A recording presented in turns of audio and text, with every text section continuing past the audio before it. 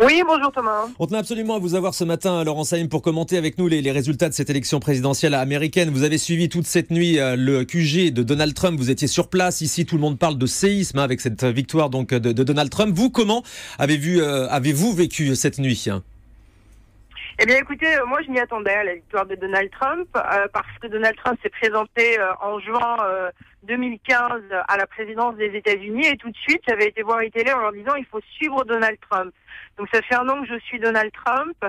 J'ai eu le sentiment très personnel à l'époque qui correspondait à ce qu'une partie de l'Amérique avait envie d'entendre et c'est la raison pour laquelle j'ai essayé au quotidien et on continue de suivre Donald Trump. Vous avez dit cette nuit que c'était le plus grand vote télé-évangéliste. C'est exactement ça, parce que cet homme n'a absolument aucune expérience politique, il n'a jamais été élu, on le rappelle. Est-ce qu'il a vraiment séduit les foules grâce à la télévision, Laurence? Alors, il a séduit les foules parce que c'est un personnage qui vient de la télévision. C'est d'abord évidemment un homme d'affaires, mais c'est quelqu'un qui a eu un vedettariat absolument incroyable en ayant fait sur NBC News une émission où les gens étaient comme dans la télé-réalité castés. Et ensuite, il avait une expression, you're fired, vous êtes renvoyé. C'était sur donnez-moi une idée d'entreprise et si j'y crois, je la financerai. The Apprentice, l'émission s'appelait The Apprentice, ouais.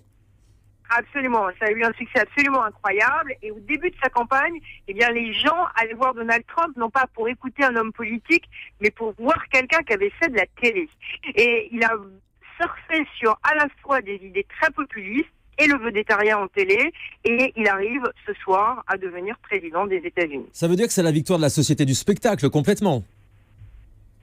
Alors ça c'est une bonne question. C'est la victoire de quelqu'un qui n'est pas un homme politique traditionnel et qui a compris comment faire des shows politiques, comment ne pas avoir d'idées extrêmement développées, ne pas connaître très bien ses dossiers, avoir des petites phrases provocatrices, faire des meetings politiques comme des matchs de catch et les Américains ont répondu présent et c'est assez inquiétant parce que moi je considère que tous les phénomènes qui arrivent aux États-Unis arrivent ensuite en France. Vous rentrez en France dans une élection présidentielle et on sent déjà, de par ma culture entre les deux pays, un attrait pour imiter Donald Trump, et notamment sur Twitter. Donald Trump a inventé une manière de communiquer sur Twitter.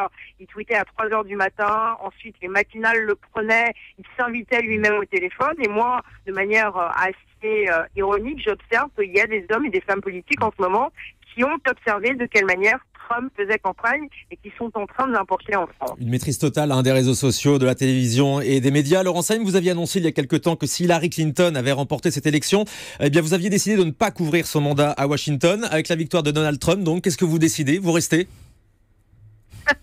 Ça dépend des conditions, on verra. Pour le moment, je suis dans une... compte tenu de ce qui se passe et dont je m'abstiendrai de parler parce que j'ai beaucoup de pudeur sur ce qui se passe. La situation iTélé, bien évidemment. Oui, absolument. On est tous dans une grande détresse. On a envie de trouver une solution. Ça nous affecte tous beaucoup psychologiquement, physiquement. C'est dur. Moi, c'est extrêmement difficile parce que j'ai été très isolée. J'essaye de faire au mieux en continuant sur Canal+, à faire des choses de par mon contrat. Mais je soutiens à fond, évidemment, les gens du télé qui se battent avec beaucoup de courage et qui souffrent beaucoup. Et moi, j'aimerais bien attirer l'attention des gens qui nous écoutent là-dessus. Je sais que vous êtes écoutés.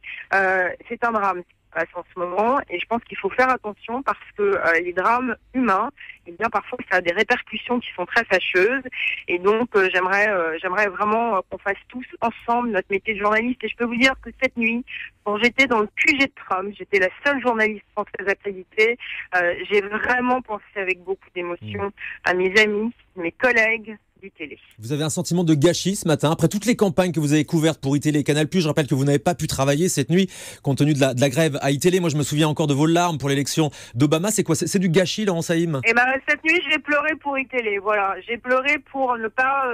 Voilà, j'ai pleuré pour iTélé, j'ai pleuré pour ce qui se passe, j'ai pleuré pour cette situation qui est complètement bloquée. Moi, je vais vous dire quelque chose, Thomas. Je suis aux États-Unis, je suis pas à Paris. Je ne peux pas me permettre de parler de quelque chose que des gens qui sont à Paris font très bien. Il y a Antoine Janton qui est président de la Société des journalistes qui fait un travail admirable. Moi, je suis journaliste. Il était important pour moi de faire mon travail ce soir et de couvrir l'élection américaine. Je l'ai fait sur Twitter. Hier, je l'ai fait très un petit peu dans le grand journal de Victor Robert. Ce soir, je le refais. Et voilà, ça m'a manqué minute par minute de pas faire vivre cette nuit américaine extraordinaire. Oui, on le sent effectivement dans vos propos ce matin. Vous avez effectivement continué de travailler via votre compte Twitter. Mais donc, à l'heure où on se parle, pour le moment, vous ne savez pas donc si vous allez rester la correspondante de Canal+ et d'ITélé aux États-Unis après cette victoire de Donald Trump. Non, mais là, vous êtes très bon parce que vous cherchez toujours, et c'est ça qui fait votre talent, la petite bête. Non, je cherche juste à voilà. avoir la réponse à cette question, Moi, d'abord, Laurence. j'annonce pas mes décisions à la radio. Je parle aux gens qui me dirigent. J'ai toujours eu un réflexe très américain. Les gens me payent. Et donc, c'est les gens qui me payent à qui je dis en premier les choses. Donc, pour le moment, j'attends avec impatience de savoir de quelle manière la crise à iTélé va se terminer. Je peux vous dire que je suis amoureuse de cette rédaction. J'aime cette rédaction. Vous le savez, je me suis battue pour cette rédaction, pour qu'on essaye sur l'Amérique d'avoir des interviews exclusives. On a fait l'interview d'Obama ensemble. On est tous à fleur de peau. Donc j'espère au plus vite qu'il va y avoir une solution pour les télés. Et vous savez, Thomas, il y a une fascination un peu morbide dans le milieu médiatique de voir ce qui se passe. Encore une fois, on est des hommes et des femmes. Et nous, journalistes d'ITélé, on souffre en ce moment. Et moi, c'est ça que j'ai envie de dire.